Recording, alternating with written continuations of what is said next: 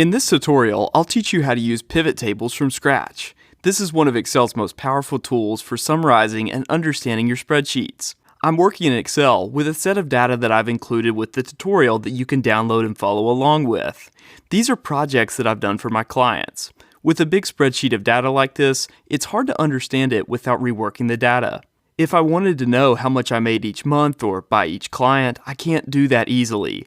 But with a pivot table, it's a breeze. Let's create a pivot table using this data. I'm going to start off by clicking and dragging my mouse cursor to select all of the data in these columns. Now, let's find the Insert tab on Excel's ribbon. I'll click Pivot Table. A new window will pop up where we can set a few settings, but the important one is that we make sure the setting to create the pivot table on a new tab is checked. I'll go ahead and press OK. Now I'm on a new tab and I have a blank canvas to create my pivot table. This is basically a report builder where we can drag and drop fields. On the top part of this menu here on the right side are the headers for the columns in our data. The bottom of this menu is where we can drag our columns to. Let me show you an example. I'm going to click and drag the fields labeled Clients down into the Rows box. On the left side, we've built the first part of our pivot table. Each of our clients appears on its own row. What if we wanted to show the clients as a column instead? Well, we could easily move them down here to the Columns box by clicking and dragging, and you can see that they show across as columns instead. This is the heart of how pivot tables work. We have a list of fields that correspond to the columns in our data, and we can show them in different ways. We can move fields between rows and columns to see the data in different ways. Let's go ahead and move the client back to rows.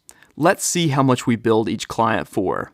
Back in the list of fields, remember that we have the amount for each project. Let's take the amount billed and drag it into the Values box here in the lower right corner. I'm moving it into the Values box so that the pivot table shows the values or the numeric amount in a column. By default, when we pull a value in, Excel will show a count of each item, which you can see here on the left side. Right now, the pivot table shows the count of each time we've billed a client.